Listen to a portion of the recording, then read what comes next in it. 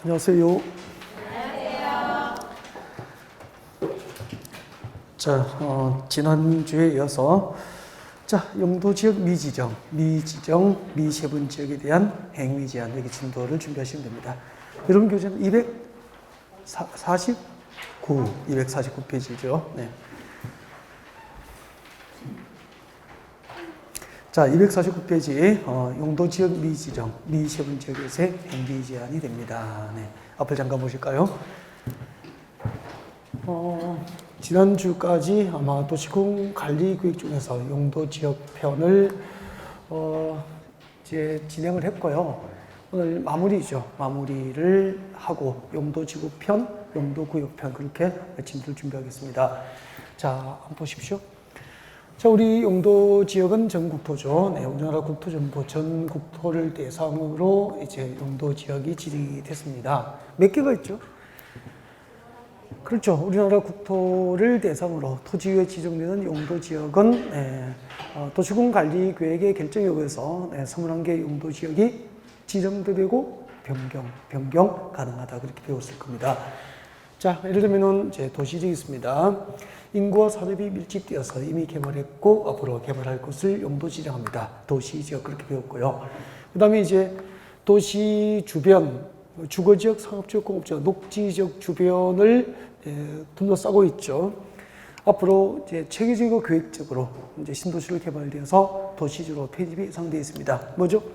관리지역이죠. 관리지역이 있습니다. 관리지역. 그 다음에 이제 농림업의 진흥과 산림 보존을 목적으로 하는 농림지역이 있고요. 농림지역이고, 그리고 자연 환경 보존 지역의 지정 목적 6개는 암기를 다 하고 있죠. 네. 자연환경 보전, 수자원 보전, 해안 보전, 생태계 보전, 상수 및 문화재 보전 등을 목적으로 용도 지정하면은 자연환경 보전지역 그렇게 됩니다. 근데 자, 이렇게 우리나라 국토를 대상으로 지정하는 용도 지역을 한꺼번에 일률적으로 지정하지 않고요. 필요에 따라서 순차적으로 지정되기 때문에 우리 국토의 일부는 도시적, 관리적, 농림적, 자연환경 보전지역으로 용도 지역이 미지정된 지역이 있다, 없다? 있다. 자, 이렇게 용도 지역에 지정이 없는 지역, 도시적, 관리적, 농림적, 자연환경 보전지역으로 용도 지역이 지정이 없는 지역에 땅을 사면은 행위 제한을 받아야 안 받아요? 받아요.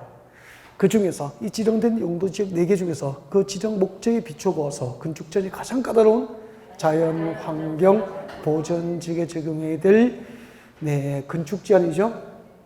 건축 제한에 관한 규정을 적용받습니다. 건축 제한을 받게 되죠.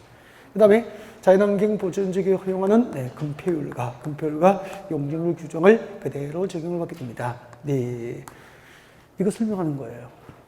도시적, 관리적, 농림지역, 자연환경 보전지역으로 용도지역이 미지정된 지역은 건축 제한이나 건폐율, 용적률은 그중 가장 건축 제한이 까다로운 자연환경 보전지역 규정을 적용받는다 그렇게 하면 되죠. 그러면은 우리 지난주에 자연환경 보전지역에서 허용하는 대통령령이 허용하는 건폐율은 얼마죠? 자연환경 보전지역에서 대통령령이 허용하는 건폐율은 20. 그렇죠. 도시적 밖은 계획관리지역을 제외하면 전부 20% 이하 범위에서 각 시군 조례로 정하도록 그렇게 하고 있죠. 20. 그러면은 용도지역이 미지정된 지역에서 건축을 할 때 건폐율은 20% 이하 범위에서 각 시군 조례로 정하거나 라고 하는 것을 알 수 있게 되죠. 용적률은 얼마죠?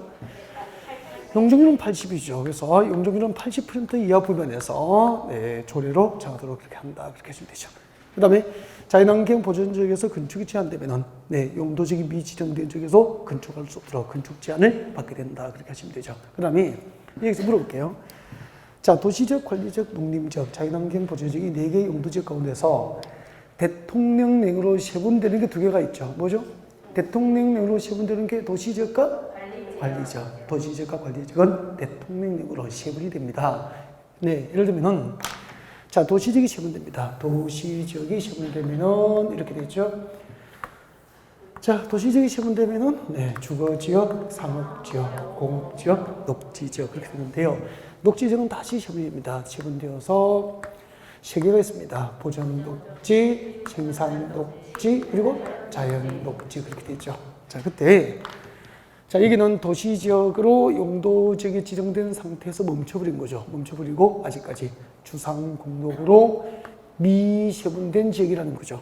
자, 이렇게 도시지역이 세부적인 용도지역으로 미세분된 지역은 그중 건축지역이 가장 까다로운 보전녹지지역, 보전녹지지역에 적용이 될 건축지하리나 건폐율, 용적률 규정에 적용을 받는다는 얘기입니다. 그 다음에 이제 관리지역이 세분되죠. 관리지역이 세분됩니다. 네, 관리지역이 세분되면은, 자, 관리지역은 세 개가 있죠. 세 개의 관리지역이 있는데요. 자, 생산관리지역이 있고요. 계획관리지역, 그리고 보전관리지역 그렇게 있습니다. 하나 물어볼까요? 관리지역 중에서 이웃하고 있는 용도지역과의 관계를 고려할 때 농림지역으로 지정해서 관리가 곤란한 지역은 무슨 관리지역이죠? 생산관리지역. 그 다음에 이웃 용도지역과의 관계를 고려할 때 자연 환경 보전지역으로 지정하여 관리가 곤란합니다. 무슨 관리지역? 보전관리지역. 네. 지금 대답을 진짜 잘하시네요. 그 정도 돼야 되죠. 네. 그 다음에 이제 관리지역이 세부적인 용도지역으로 미세분된 지역이 있습니다. 미세분된 지역은 이제 건축제한이나 건폐율 용적률 규정을 적용할 때는 그중 건축제한이 가장 까다로운 보전관리지역에 적용이 될 건폐율, 용적률, 건축제한 규정을 적용받는다. 그렇게 하시면 됩니다. 자, 설명 다 드렸고요. 교재는 어디에 지금 설명하고 있는지 알고 계시죠? 네. 같이 한번 읽어보겠습니다. 교재 보십시오. 249페이지죠. 저 위에 5번.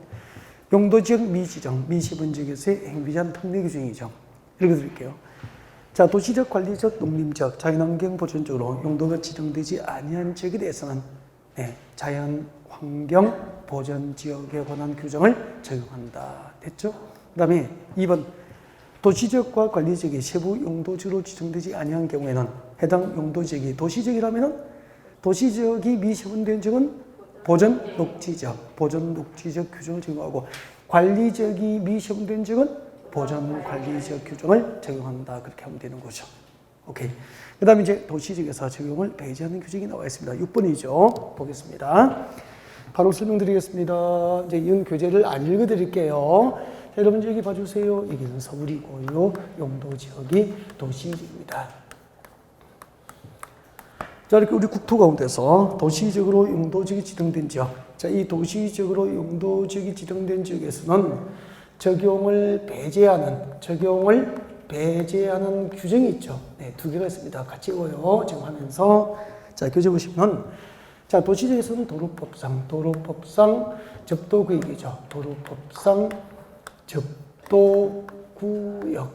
접도구역의 지정에 관한 법 규정을 도시지역에는 적용하지 않는다. 그러면은 접도구역이 뭐죠?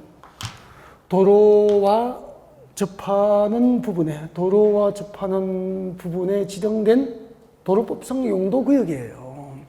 예를 들면은 서울시내에 도로가 있잖아요. 도로가 있죠. 이렇게 도로가 있습니다. 도로가 있죠. 자, 보십시오. 그러면은 지금 여기는 도시지역이잖아요. 이 도시지역에는 도로법상 접도구역의 지정에 관한 법을 적용하지 않는 거예요. 그럼 도시지역 안에 도로 주변에는 접도구역이 있어 없어? 없죠. 없고요. 자, 도시지역 밖에 이제 관리지역, 농림지역, 자연환경 보존지역에 땅 보러 갔어. 자, 이렇게 도시지역 밖에 땅 보러 갔는데 도로 주변에 봐요. 이 도로 주변에 이제 이렇게 도로에 접하는 부분에 도로법에 의해서 지정하는 용도구역을 무엇이라고 합니까? 접도구역이라고 하는 거죠. 그러면은 개발제한구역과 도시자연보호구역과 시가와조정구역과 수산자원보호구역은 국토교획법상 도시군관리구역을 결정하는 용도구역이에요. 그러면 접도구역은 국토교획법상 용도구역이 아니고 도로법에 의해서 도로에 접하고 있는 도로 경계선에 접하고 있는 땅을 접도구역으로 지정한다 이 말입니다. 그러면 도로법상 접도구역의 지정과 변경은 도시군관리구역에 의한다. 옮겼습니까? X가 되는 문제 그렇게 풀리는 거죠. 아하. 그러면은 접도구역이 뭘까? 금방 설명했잖아. 도로에 접하고 있는 땅을 접도구역으로 도로법상 지정을 하면 그 지정 목적이 뭐냐면은 도로 주변의 자연 경관을 유지하고 보존하는 게 목적이에요. 그러면 도로 주변의 자연경관을 유지, 보존할 목적으로 했으니까 그 지정 목적에 맞지 않는 개발 행위는 허용됩니까? 제한됩니까? 제한이 되는 거야. 그러니까 접도 위의 땅 사면은 건축물의 건축이나 공작물 설치, 형질 변경 등 개발 행위를 할 수 있습니까? 제한받습니까? 제한을 받는 거야. 그러면은 도시지역에 녹지지역에 지정된 그린벨트 땅을 사도 건축물의 건축 등 개발이 제한되는 것과 똑같은 거죠. 그래서 도시 주변의 녹지는 누가 지킵니까? 그린벨트, 개발자국이 지켜내고 있고, 도로 주변의 자연경관을 유지, 보존할 목적으로 지키고 있는 게 뭐죠? 접도구역을 보시면 되는 거예요. 도로 주변의 그린벨트 정도로 이해하시면 되는 거예요. 근데 이 법을 도시지역에는 적용하지 않으니까 도시지역의 도로 주변에는 도로법상 접도구역을 지정해서 건축을 제한하면 도시를 만들 수 있어? 없으니까 이 법을 도시지역에는 적용하지 않는다. 이해가 되죠? 그렇게 알면 되지 뭐. 암기할 것도 없잖아. 그 다음에 도시지역에 농지가 있습니까? 없습니까? 서울에 농지 있어? 없어요? 전답 가서 있죠. 김포공항, 강서구 쪽으로 가면 많죠. 있죠. 자, 그러면은 이 도시지역에서 농지를 살 때는 농지법이죠. 농지법에서는 이렇게 하고 있잖아요.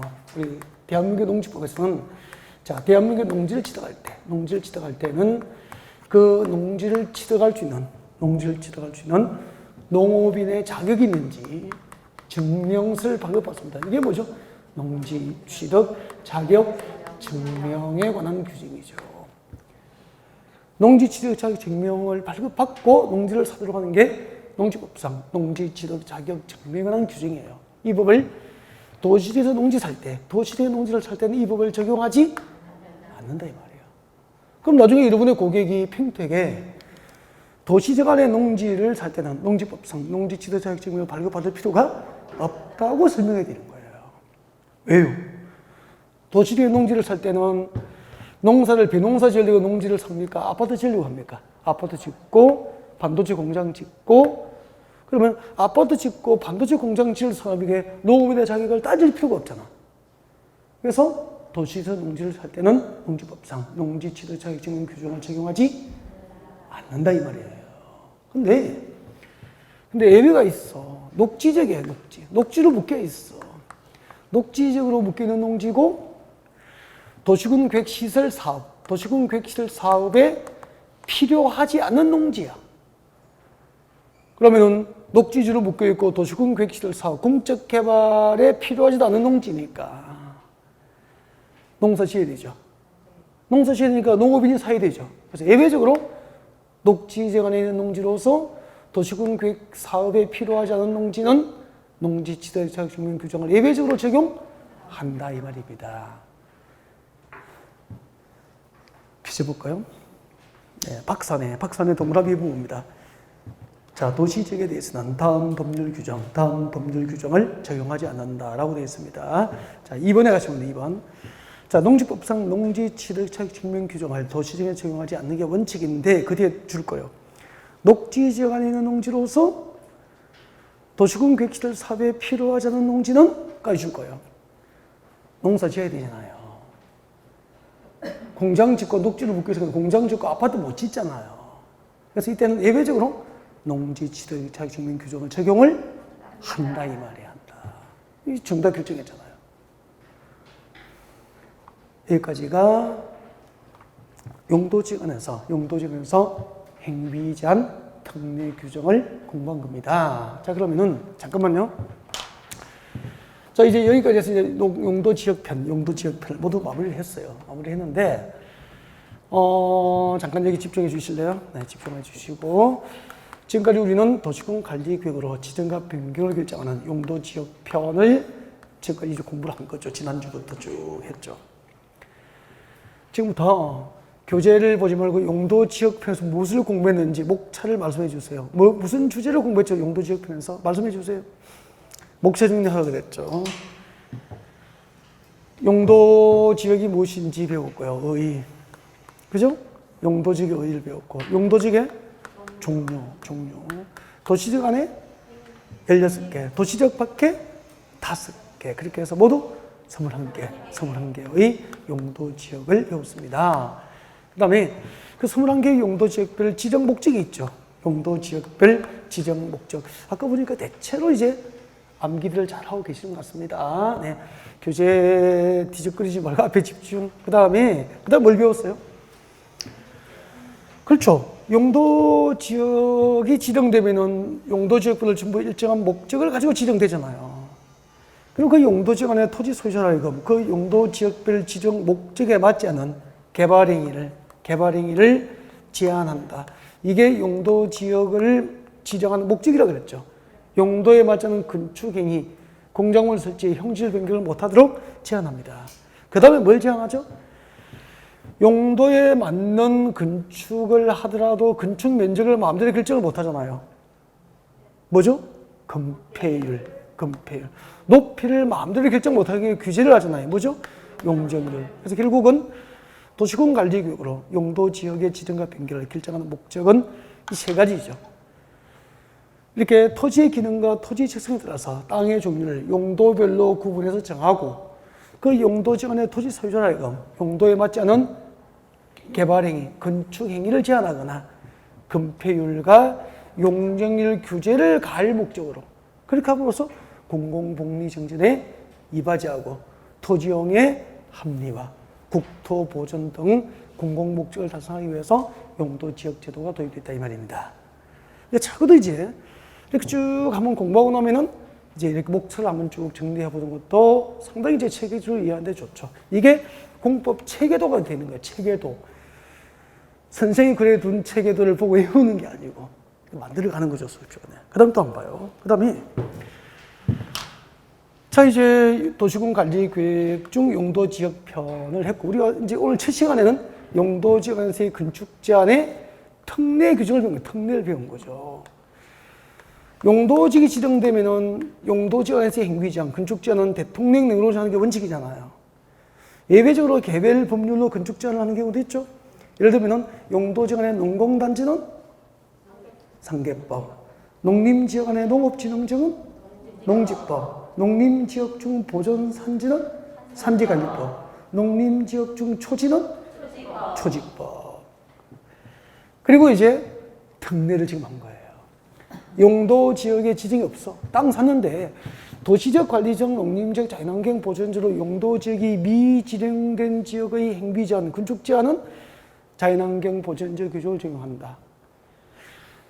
도시적으로 지정되어 있는 상태에서 주상공독으로 미협원된 지역은 보존 녹지 지역의 건축 제한 규정을 적용하는 특례를 배운 거잖아. 그죠? 그 다음에 관리지역이 미협원된 지역은 보존관리지역. 그 다음에 특례로서 도시지역에 적용을 하지 않는 법 규정이 2개가 있더라. 도로법상 접도구역의 지정과 농지법상 농지지적자격 규정은 도시지역에 적용하지 아니한다. 그렇게 되죠. 이제 진짜 11월, 12월은 못 모르고 들었고 1, 2월은 좀 알듯 말듯 들었고 이제 3, 4월, 5, 6월 들으니까 많이 좀 익숙해지죠. 그죠? 그래서 주변에 보면 열심히 나오다가 안 나오시는 분이 좀 보이잖아요, 가끔. 그분들 빼고 여러분처럼 여기까지 견뎌내신 분들, 이렇게 따라오신 분들이 여러분 거의 뭐 이 상태로 계속 쭉 가면은 합격한다고 보시면 돼요. 여러분이 주인공이죠. 용도지구 하겠습니다. 용도지구 편. 자, 여러분 교재. 네, 오늘 저기 보면은 큰 2번. 용도지구의 지정 목적과 행위 제한 나와 있습니까? 네. 일단 교재는 거기 멈추고 고개 들어요. 지금부터 우리는 도시군 관리계획 중에서 무엇을 공부할 겁니까? 용도지구를 공부해요. 용도지구. 지금 그 핵심 요약 강의 이제 심화 이론도 지났기 때문에 핵심 요약 강의이기 때문에 용도지구가 무엇인지 이런 개념은 없죠. 근데 시험 나오잖아요. 그래서 교재 없으니까 이제 용도지구의 의의를 잠깐 생각해봐요. 용도지구가 무엇일까? 이거 3년 전에 시험 문제입니다. 용도지구의 개념이 시험 나온 거예요, 용어가. 뭔가를 맨날 뭐 외웠는데, 용도지구가 무엇인지를 시험에 내니까 정답률이 이렇게 높지 않은 게 놀랍잖아, 그죠? 그러니까 공부가 좀 그렇잖아요. 맞아. 사상 누각이죠. 뭔가를 열심히 쌓았는데 기분이 안 된 거잖아요. 용도지구가 무엇일까? 같이 해보죠. 뭐 잠깐만 3초간 여유 드릴 테니까 한번 생각해봐. 용도지구가 뭔지. 용도지구가 뭐죠? 그렇죠. 보십시오. 지정된 용도지역이 있어요. 그러니까 여러분 상상해봐요. 여기에 주거지역, 상업지역, 공업지역, 녹지지역 이미 용도지역이 지정돼 있어.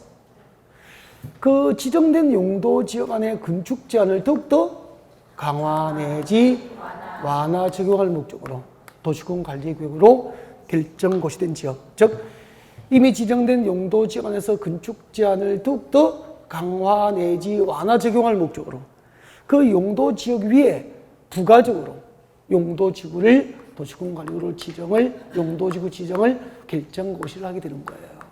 용도지구가 무엇입니까? 지정된 용도지역 안에서 건축 제한을 강화 내지 완화 적용함으로써 그 용도지역의 지정으로 달성할 수 없는 재해를 예방하거나 화재를 예방하거나 경관을 보호하거나 개발을 진흥하거나 특정 시대 입지 제한 등을 목적으로 도시군관리구를 결정고시하는 것을 용도지구라고 하는 거죠. 그러면은 용도지역의 지정이 먼저입니까? 용도지구의 지정이 먼저입니까? 용도지역의 지정이 먼저예요. 용도지역이 먼저 태어났어. 그러니까 도시군관리계획이 낳은 첫째 아들이 용도지역이라고. 이 땅에다가 제1종 전용 주거지역을 지정하는 용도지역의 지정이 있었죠. 용도지역, 전용 주거지역으로 용도지역이 먼저 지정됐어. 그리고 이 동네는 단독주택 지어야 됩니까? 공동주택 지어야 됩니까? 일종 전용주거지니까. 일종 전용주거지역은 단독주택 중심의 양호한 주거환경 보호가 목적이잖아요. 그래서 일종 전용주거지역에서는 단독주택 건축은 허용됩니까? 제한됩니까? 단독주택 중심의 양호한 주거환경 보호가 목적이니까 당연히 이 동네 땅 사면 단독주택 위주로 건축을 하겠죠. 한다고. 그래서 아파트 건축은, 고층 아파트 건축은 일종 전용주거지역이 허용됩니까? 제한됩니까? 제한되는 거죠. 이게 행위 제한이라. 일종 전용주거지역의 땅 사면은 내 땅이어도 고층 아파트 지을 수 없다 이 말입니다. 법이 단독주택 중심의 양호한 주거환경 보호를 목적으로 지정한 용도지역이기 때문에. 근데 그럼 이제 단독주택만 건축이 되어 있을 거 아니에요. 아파트 건축을 막을 수 있고 공장 건축을 제한할 수 있죠. 근데 여기 여름철에 장마철에 비가 와서 여기 계곡물이 넘쳐서 주택지가 침수된 거야. 그러면 주거지역, 일종 전용 주거지역 지정으로 자연재해를 막을 수 있어, 없어? 없잖아. 그래서 용도지역으로 자연재해를 막을 수 없으니까 주거지역 안에서 자연재해를 예방할 목적으로 그 주거지역 위에다가 예를 들면은 방제지구를 지정하게 되는 거야. 그럼 방제지구가 지정되면은 막을 방제 재해니까 재해를 예방할 목적으로 용도지구가 지정된 거잖아. 방제지구 안에서는 주거지역의 건축 제한이 강화가 될까 완화가 될까? 재해에 대한 안전이 확보되지 못한 단독주택은 건축할 수 있도록 일종 전용주의 건축 제한이 강화가 되는 거야, 강화가. 알겠죠? 그럼 일종 전용주의 땅 사면은 단독주택은 법적으로 가능하지만 재해에 대한 안전이 확보되지 못하면은 일종 전용주의 방제지구 지정되면은 재해 예방을 목적으로 재해에 대한 안전이 확보되지 못하면은 건축을 제한받게 되는 거야. 그럼 지정된 용도지역, 주거지역의 건축 제한이 강화가 되잖아. 그 다음에 일종 전용주거지역에도 마을 뒤에 산이 있습니까? 없습니까? 마을 주변에 산이 있잖아. 근데 그 산이 보전 가치가 없어요. 작풀만 좀 무성하고 그래. 그죠? 그러면은 남해안이고 앞에는 들판이고 뒤에는 배산이고 앞으로 강도 흐르고 있고 배산 임수잖아. 그럼 이런 것은 택지로 개발해서 주택지로 개발할 수도 있잖아. 그럼 여기다가 뭘 지정하느냐 하면은 여기다가 주거 개발, 지능, 지구가 지정되는 거지. 주거개발진흥지구는 주거 기능을 중심으로 개발을 진흥시킬 목적으로 지정한 용도지구죠. 그러니까 잘 보면은요, 제목이 내용을 가장 함축적으로 줄인 게 제목 아닙니까? 이름 아닙니까? 제목을 보면 내용이 보이잖아. 주거개발진흥지구가 뭐죠라고 보면 이러면 잘 대답 못 하시잖아. 주거 기능을 중심으로 개발하고 증대할 목적으로 지정된 용도지구라. 그러면은 일종 준홍 주거지역에 주거개발 징조 지정되면은 건축전이 강화가 돼야 될까? 완화가 돼야 될까? 완화가 되겠지. 그죠? 건축전이 완화되는 거야. 그래서 이미 지정된 용도지원에서 건축전을 더욱더 강화 내지 완화 적용할 목적으로 용도지역 위에 부가지로 지정되는 것을 용도지구라고 하는 거야. 이해가 좀 됐습니까? 용도지구가 무엇인지 말하는 연습을 자꾸 해야 되는 거야. 이미 지정된 용도지역에서 건축전을 강화 또는 완화 적용할 목적으로 도시군 관리구로 결정 고시된 지역은 용도지구. 이렇게 해서는 정답 찾아갈 수 있었잖아. 그러니까 학문이 항상 정직해야 되거든. 편법으로 뭐 쉽게 암기하는 방법 배우는 게 학문이 아니다. 그런 이야기예요. 다시 볼까요? 그 다음에 이제 용도지구의 특징을 복습해 볼게요. 용도지구가 무엇인지 개념했고, 특징 교재에 없는 거죠. 요약집에 이런 거 없지. 용도지구의 특징. 물으면 대답하십시오. 용도지구는 전국토를 대상으로 합니까? 국지지로 지정됩니까?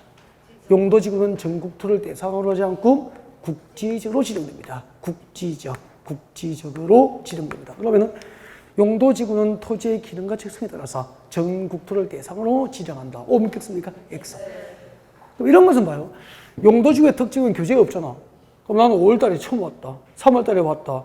그럼 이것도 몰랐다. 그럼 옆에 적지 마라. 이런 거 메모해야 되는 거 아니가? 제가 필기하지 마세요 해도 이런 건 적어야죠. 가만히 듣고 필요하면 적으라는 거지, 이런 것을. 필기를 하지 말라는 게 아니고. 그죠? 두 번째. 지금 마음속으로 하라는 건지, 하지 말라는 건지. 그러니까 봐요. 쓸데없이 설명할 때는 설명하는 건 필기하고 적어야 될 건 안 적고 그런 거 구분하라는 이야기예요. 자, 그 다음에 용도지구는 용도지역 위에 부가지로 지정됩니다. 부가적으로 지정되죠. 그 다음에 용도지구 간 상호 중복 지정될 수 있다 없다? 용도지구, 그렇죠. 용도지구는 상호 중복, 용도지구 간 중복 지정될 수 있다. 이런 것이 이제 용도지구의 특징이 되는 거죠. 중요한 거지. 용도지구의 분류. 여기서부터 이제 여러분 교재에 있습니다. 용도지구의 분류. 진짜 이걸 잘해, 이걸. 여러분, 용도지구를 분류하면 크게 일단 두 가지는 분류해야 됩니다. 크게. 세 가지로 분류할 수도 있지만 두 가지. 용도지구는 무엇이 있죠? 법령상 용도지구. 법령상 용도지구가 있고요. 그 다음에, 그쵸. 시도별로 신설 용도지구가 있죠. 용도지구를 분류하면 법령상 용도지구도 있고, 시도의 지역 여건상 필요에 의해서 신설 용도지구도 있다. 이렇게 분류해야 되죠. 그때 법령상 용도지구가 될 법이 뭐죠? 국토의 계획 및 이용에 관한 법률. 국토계획법을 의미하죠. 국토계획법으로 용도지구를 몇 개를 만들었죠? 법률로 9개를 만들어, 9개. 령은 뭐죠? 대통령령이니까 국토계획법 시행령이 되죠. 자, 국토계획법 시행령으로 이 법률로 만든 9개 중에서 5개를 세분합니다, 세분. 대통령령으로 세분하죠. 세분되는 게 몇 개 있죠? 5개가 그렇게 됩니다. 그때 법률로 지정하는 국토계획법으로 지정하는 용도지구 9개, 법률로 지정하는 용도지구 9개를 저희들이 이렇게 외웠죠. 화제를. 이제 교재에 있는 겁니다. 교재 250페이지 그대로 두고 있죠? 네, 거기 보시면 되죠. 9개 있잖아. 화제를 경고하는 특별 보도가 있었다. 화재 경고 특보. 화재를 경고하는 특별 보도가 있었다. 개들도 복종하고 취하여라. 개복취 그렇게 되죠. 이게 낯설면 연습을 많이 하셔야 됩니다. 이제 공부를 시작하신 지 얼마 되신 분들 연습을 많이 하셔야 됩니다. 익숙해야 됩니다. 이런 게 이제 보고 겨우 외워놓고 이게 뭔지 말을 자연스럽게 원하면 안 돼. 자연스럽게 된다니까. 이거 뭐죠? 제일 위에 좀더 같이 해. 뭐죠? 방화지구. 그 다음에 방제지구. 그럼 잠깐. 방화지구는 뭐죠? 화재 예방. 방제지구는 재해 예방. 그렇게 되죠. 이건 뭐죠? 경관지구. 이거 고도지구. 아주 좋아요. 그 다음에 특정 용도 제한지구. 네, 특정 용도 제한. 잘하셨어요. 특정 용도 제한지구. 이거 3월 달에 물어보니까 여기까지 잘 가다가 여기서부터 이제 막 그랬거든요. 잘하시네, 이제. 특정 용도 제한지구. 그렇게 되죠. 그 다음에 뭐죠? 보호지구. 그 다음에 개발진흥지구. 복합용도입니다. 복합용도지구. 그 다음에 취락지구. 그렇게 되죠. 교재 250페이지에 방화지구 동그라미예요. 방화지구는 딱 줄 것입니다. 화재 예방 빨리빨리 비출 거예요. 화재 예방 빨리빨리 비출 거예요. 화재 예방 그거 딱 외우라니까. 화재 예방이 핵심 키워드야. 화재 예방 네 글자 비출 거면 되잖아. 방제지구는 똑같이 뭐죠? 재해 예방 그렇게 되죠. 경관지구는 뭐죠? 경관의 보호, 유지, 형성이야. 아름다운 도시 경관을 보호하고 유지하고 형성을 새롭게 만드는 거잖아. 그게 목적이라. 경관의 유지, 보존, 형성이 목적이죠. 특정 용도 제한지구는 고도지구는 별표예요. 고도지구의 지정 목적이 뭐죠? 밑줄 거요. 건축물 높이의 최고 한도 제한. 건축물 높이의 최고 한도 규제가 목적이에요. 그럼 잠깐만요. 고도지구는 건축물 높이의 최고 한도 규제가 목적이잖아. 그럼 여기 봐요. 이게 김포공항이에요. 김포공항. 활주로. 비행기가 공항에 이렇게 이제 비행기가 앉아야 되잖아. 그죠? 그럼 이제 고도를 낮춰서 앉아야 되니까 여기에 고층 빌딩이 있으면 안 되잖아, 이게. 뜰 때도 안 되고, 앉을 때도 안 되잖아, 이게. 퓨 올라가는데 부딪히면 안 되니까.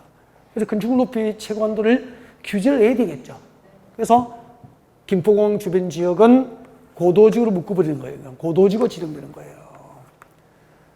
그럼 이 고도지구 지정되면은 건축물 높이의 최고 한도를 조례로 정합니까? 도시군 관리구로 결정합니까? 도시군 관리구로 결정해서 고도지구 지정을 결정하여 고시할 때 고시한단 말이야. 이 고도지구안에서 건축물 높이의 최고 한도는 30m라고 결정고시 해버리면은 이 고도지구안에 땅 사면은 결정고시된 최고 한도 30m를 초과하여 건축할 수 없도록 건축 규제를 받게 되는 거예요. 건축할 수 있는 용도별 건축물의 용도 제한을 받습니까? 고도 제한을 받습니까? 고도. 일정한 최고 한도를 높이의 최고 한도를 결정고시에 넣고 결정고시된 최고 한도를 초과할 수 없도록 높이 규제. 그게 고도지구인 거야. 결정고시된 최고 한도를 초과하여 건축할 수 없다. 그때 최고 한도는 조례로 결정합니까? 도시군 관리구로 결정고시합니까? 도시군 관리구. 그래서 나중에 고도지구안에서의 건축자는 도시군 관리계획에 의한다. 이렇게 오라고 한단 말이야. 그러니까 봐요. 개념이 되니까 그냥 고도지구는 도시군 관리구로 무턱대고 외웠는데 이해가 되잖아. 재미가 있잖아. 실력이 많이 이제 여유가 생기죠. 급하게 외우는 것에서 이렇게 넓게 이해하는 방법으로.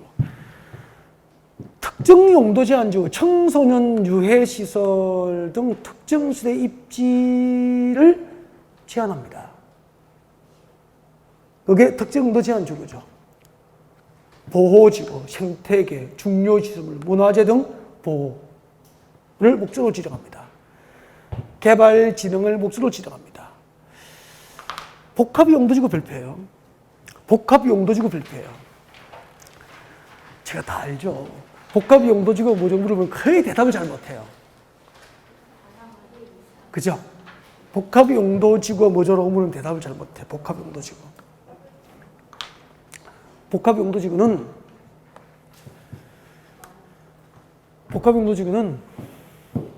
효율적이고 복합적인 토지용, 복합적인 효율적이고 복합적인 교재 밑줄 긋고 계시죠? 교재 밑줄 끄세요. 효율적이고 복합적인 토지용 도모입니다. 토지용. 효율적이고 복합적인 토지 이용을 도모할 목적으로 특정 시설의 입지를 강화합니까? 완화합니까? 완화. 특정 시설의 입지를 완화하는 거, 완화. 규제를 풀어주는 거예요. 물어볼게요. 이제 이 정도를 대답하면 실력이 상당한 겁니다. 법적으로 복합용도지구 지정에 허용되는 용도지구 3개가 있죠. 뭐죠? 1, 개. 금방 복합용도지구 지정에 허용되는 용도지구 3개를 물었는데 대답을 하신 분은 이제 국토교육법 수준이 상당하죠. 인정할게요. 이 정도를 대답할 수 있어야 되죠. 111개잖아, 111개. 일반 주거지역. 첫 번째 일이 일반 주거지역이죠. 일반 주거지역에는 복합용도지구가 지정되는 거야. 그럼 전용 주거지역은 복합용도로 지정될 수 있어? 없어요. 그러면은 시도지사는 필요한 경우 전용 주거지역에 복합용도지구 지정을 결정고시 할 수 있다. O 믿겠습니까? X라, X. 상당한 수준이에요. 일반 주거지역. 그 다음 두 번째 일이 뭐죠? 일반 공업지역이야. 그 다음에 걔는 뭐죠? 계획관리지야, 계획관리. 이 3개만 법적으로 복합용도지구 지정되는 거야. 그럼 잠깐만. 일반 주거지역입니다. 생각해 보시다, 우리가. 상당히 이제 깊게 이해를 좀 많이 시키려고 하죠. 일반 주거지역, 잠깐 많이 생각을 하셔야 됩니다. 일반 주거지역의 지정 목적이 뭐죠? 일반 주거지역은 주택의 층수에 따라서 1종부터 3종까지 세분되잖아. 예를 들면 3종 일반 주거지역은 중고층 맞죠?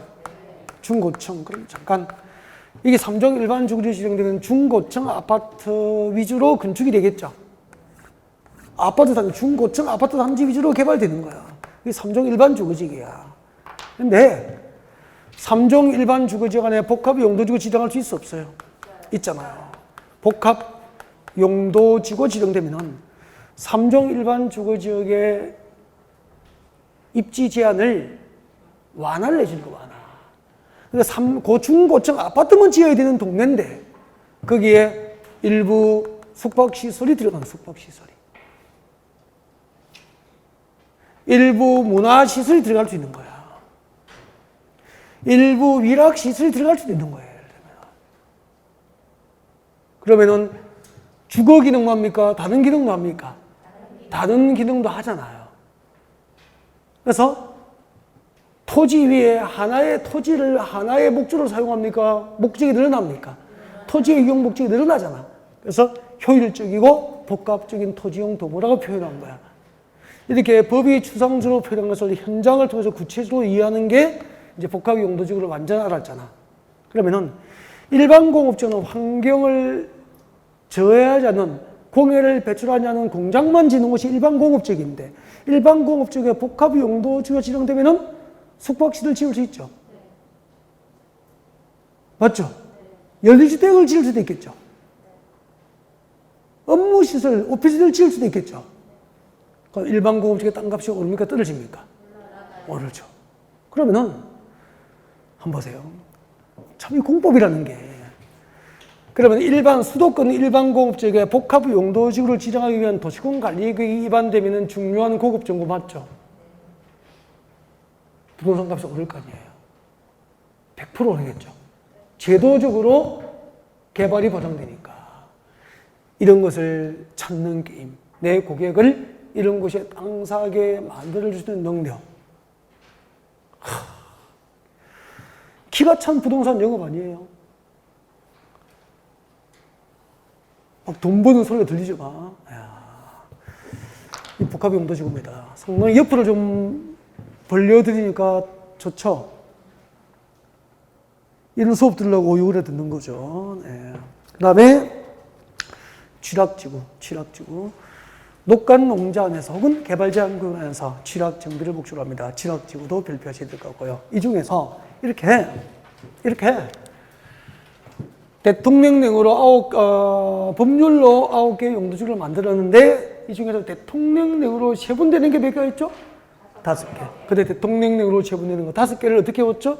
경방보치개. 책장 넘겨봐요. 책장 넘기면은 경방보치개 표가 나와 있을 거예요. 찾으셨나요? 네. 경방보치개. 5개는 대통령령으로 지원되는 거야. 이렇게 국토계획부로 법률로 지정하는 9개하고 대통령령으로 지정되는 것을 합하여 무엇이라고 하는 거죠? 법령상 용도지구라고 하는 거예요. 경관지구 3개는 지금 외워야 됩니다. 지금 외우고 오늘은 그 수업 끝나고 나중에 그 마지막 시간에 한 40분에 마칠 거예요. 1시 40분에 마치고 한 10분 정도 구두로 테스트를 하고 합격하신 분만 집에 보내드리는 거 그렇게 하고 대답을 못 하신 분은 제가 오후에 한가하기 때문에 검사 맞고 가서 암기도 하고 구두심에 떨어지면은 집에 안 보내드릴 거예요. 이제 큰일 났어. 경관지구 종류 이거 다 지금 외우세요. 경관지구는 자연 경관지구, 시가지 경관지구, 특화 경관지구. 자연 경관지구, 시가지 경관지구, 특화 경관지구. 안개방법 만들지 마세요. 이 정도를 뭐 안개방법 만들어가지고 외우고 뭐 자식 그렇게 되지 않겠습니다. 바로 외우세요. 자연 경관지구, 시가지 경관지구, 특화 경관지구. 방제지구 맞습니까? 방제지구는 2개가 있죠. 자연 방제지구, 시가지 방제지구. 이게 안 되면 오늘 집에 안 보내드릴 거예요. 지금 쉬는 시간에 외우십시오. 네. 마지막 시간에 구두로 한 명씩 세워서 물어볼 거예요. 네. 그 다음에 보호지구입니까? 네. 역사문화환경 보호지구, 중요시설물 보호지구, 생태계 보호지구. 안개방법이 뭐 필요해? 막 외우십시오, 지금. 이 정도를 뭐 2개 아니면 3개인데 뭐. 방법 만들고, 방법이 더 어려워. 연구하지 말고 외우세요. 취락지구는 2개뿐이죠. 취락지구는 자연 취락지구, 집단 취락지구 그렇게 되죠. 개발지능지구 5개를 아직도 못 외우신 분은 없을 것 같고요. 같이 해요. 뭐죠? 주거개발지능지구, 산업유통개발지능지구, 관광휴양개발지능지구, 그리고 복합개발지능지구, 그리고 특정개발지능지구 그렇게 되죠. 여기서 잠깐 주거개발지능지구, 산업유통개발지능지구, 관광휴양개발지능지구 안 외워도 그게 뭔지 제목을 보면 알 수 있어, 그죠? 산업유통개발지능지구는 뭐죠? 산업기능과 유통기능을 중심으로 개발, 정비할 목적으로 지정된 용도지구로 알 수 있잖아요. 근데 수험생들이 제일 모르는 게 뭐죠? 복합개발지능지구가 뭐죠? 물으면 대답 잘 못하고 특정개발지능지구가 뭐죠라고 하면 대답을 잘 못하거든요. 그래서 복합개발지능지구하고 특정개발지능지구 묶어서 발표하세요. 복합개발지능지구하고 특정개발지능지구를 묶어서 발표하시고 저 보실까요? 저 보시죠.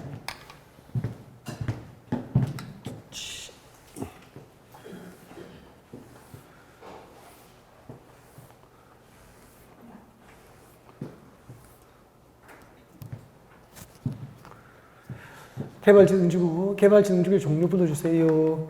주거개발진흥지구, 산업유통개발진흥지구, 관광휴양개발진흥지구, 그리고 복합개발진흥지구, 특정개발진흥지구 이렇게 되잖아요. 복합이 뭐냐면은 여기 나열된 주거기능, 산업기능, 유통기능, 관광휴양기능 중에서 이거 지금 5개잖아요. 이 5개 도시기능 중에서 동시에 몇 개? 2개 이상. 동시에 2개 이상의 기능을 중심으로. 2 이상 기능이야. 2개 이상의 기능을 중심으로 개발하고 정비할 몫으로 지정하면은 복합개발진흥지구가 되는 거죠. 예를 들면은 주거 기능을 하면서 플러스 관광 휴양 기능을 중심으로 개발하고 정비하겠다. 그러면 2개 이상의 도시 기능을 중심으로 개발하고 정비하게 되잖아. 이게 복합개발진흥지구가 되는 거예요. 됐죠? 그 다음에 특정은 뭐냐면은 특정은 특별히 정한다는 뜻이라고. 특별히 정한다는 뜻이 이게 특별히 정한다. 정할 정자잖아요. 특별히 정하는 도시 기능을 중심으로 개발하고 정비할 것으로 목적으로 한다는 뜻이에요. 특정개발진흥지구가. 그럼 여기 나열된 거 주거, 산업, 유통, 관광, 휴양 기능을 포함합니까? 그 외입니까? 그 외에 여기 나열된 도시 기능 외에 특별히 정하는 도시 기능을 중심으로 개발, 정비할 것을 목적으로 하면은 특정개발진흥지구가 되는 거예요. 여기 군사 기능 없죠. 보건, 후생 기능 없죠. 보건과 휴양, 요양 기능을 중심으로 개발하고 정비하겠다. 보건, 요양, 휴양 기능을 중심으로 개발하고 정비할 수 있는 거잖아요. 여기 없잖아요. 그러면 뭐가 되는 거죠? 특정개발진흥지구. 여기 나열된 도시기능 이외에 특별히 정하는 도시기능을 중심으로 개발, 정비할 것을 목적으로 하면 특정개발진흥지구 이렇게 되는 거죠. 지금까지 용도지구는 법령상 용도지구와 시도별로 신설되는 용도지구가 있는데 법령상 용도지구를 구체적으로 공부한 거예요. 그죠? 그 다음에 이제 칠학지구에서 자연칠학지구, 집단칠학지구 너무 중요하잖아요. 별표예요. 자연칠학지구 지정 목적은 이거래야 되죠? 밑줄 그십시오. 녹간, 농장, 녹지적, 관리적, 농림지역, 자연환경 보존지역 안에서 칠학 정비까지 밑줄 것이고요. 그래서 녹간 농장에서 칠학 정비를 목적으로 지정합니다. 뭐죠? 자연 칠학지구. 여러분, 녹지지역 안에 칠학 정비를 목적으로 합니다. 뭐죠? 자연 칠학지구. 그 밑에 개발제한구역 안에 칠학정비를 미칠 것이고 개발제한구역 안에 칠학정비를 목적으로 합니다. 뭐죠? 집단 칠학지구. 그러면은 그린벨트 안에 있는 칠학지구의 이름이 뭐죠? 집단 칠학지구. 녹지지역 안에 있는 칠학지구 이름이 뭐죠? 자연 칠학지구. 관리지역, 생산관리지역 안에 있는 칠학지구는 이름이 뭐죠? 자연 칠학지구. 그렇게 되는 거예요. 꼭 외우셔야 됩니다. 그 다음에 방제지구 별표하시고요. 시가지 방제지구는 미칠 것이죠. 시설 개선 등을 통해서 재해를 예방, 시설 개선 등을 통해서 재해를 예방, 시설 개선 동그라미. 여러분, 이게 한강이에요. 한강. 안양천이에요. 안양천. 이쪽이 광명이고 이쪽이 구로 쪽이에요. 구로 영등포 쪽이에요. 안양시내 사이에 흐르고 있잖아. 한강으로 흘러 들어가고 있잖아요. 한강 수위가 올라가면 안양천의 홍수가 이렇게 여기 수위가 높아지니까 안 빠지는 거죠. 구로하고 영등포 쪽은 제가 기억나기도 한 2번 정도는 침수가 된 적이 있어요. 70대, 80대는 늘상 침수되고 했었지. 지금은 치수 관리가 잘 돼 있지만, 그러면 구로 영동구 쪽은 인구와 산업이 밀집된 시가지잖아요. 이렇게 인구와 산업이 밀집된 시가지 안에서 안양천이 범람하는 것을 방지하기 위해서 제방을 보강하거나 배수 펌프장, 양수장을 건설하여서 이 지역의 자연재해를 예방하겠다. 그럼 뭐죠? 시가지 방제지구가 되는 거라고. 시가지 방제지구가 뭔지 알겠죠? 네. 건축물과 인구가 밀집된 자연입니까? 시가지 안에서입니까? 시가지 안에서. 시설 개선. 시설 개선이 뭐죠? 제방을 만든다든지, 방파제를 만든다, 높인다든지, 네, 이런 시설 개선을 통해서 배수 펌프장을 건설한다든지, 이런 시설 개선을 통해서 시가지 안에서 재해 예방을 목적하면은 시가지 방제지구가 되는 거죠. 자연 방제지구는 여기라고 그랬죠. 여기 제를 많이 들잖아요. 자연 방제지구. 여기만. 여기는 뭐죠? 토항. 여기는 강릉. 그럼 오른쪽은 동해바다예요. 동해바다. 지구온난화 때문에 해수면이 높아지고 있고 연안 침식이 심각하거든요. 연안 침식 관리 비용만 1년에 한 5조 정도 예산이 편성되니까 상당한 거죠. 연안 침식으로 파도가 도로 밑에 도로를 침식해서 무너뜨리고 기초를 침식해서 무너뜨리고 막 이렇게 해서 연안 침식 관리 비용이 5조 정도 1년에 돈이 들어가요. 5조 원 정도. 상당하잖아. 심각하잖아. 네. 그리고 우리나라가 지진의 안전지대가 아니죠. 포항, 울산 쪽에 지진이 3년 전에 나서 이재민이 아직까지 집에 돌아가지 못하신 분도 일부 남아있어요. 아직까지도. 지금도 그 피해가 진행되고 있어요. 지금도. 심각해요. 지진. 그럼 봐봐요. 동해바다 저 밑에 지진이 나서 바닷물을 엎어버리면은 동일본처럼 먼 훗날 쓰나미가 우리에게 재앙을 가져올 수도 있는 거잖아.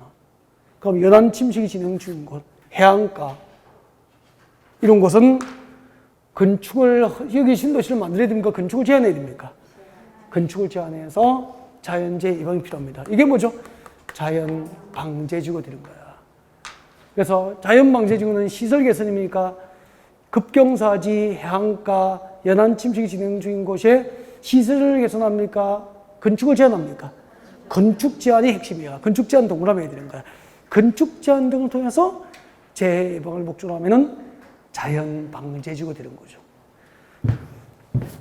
자, 어려운 것 위주로 지금 다 짚어서 설명드리고 있고요. 그 다음에 제일 위에 경관지구, 경관지구에서 자연 경관지구, 시가지 경관지구는 그냥 보시고요. 특화 경관지구 발표하시고요.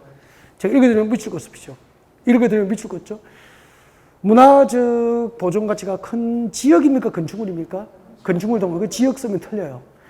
문화적으로 보존 가치가 큰 건축물 주변에 경관과 지구, 경관을 줄 것입니까? 문화적으로 보존 가치가 큰 건축물 주변의 경관을 동그라미 하죠. 보호 동그라미, 유지 동그라미, 형성 동그라미. 이게 뭐죠? 특화 경관지구야.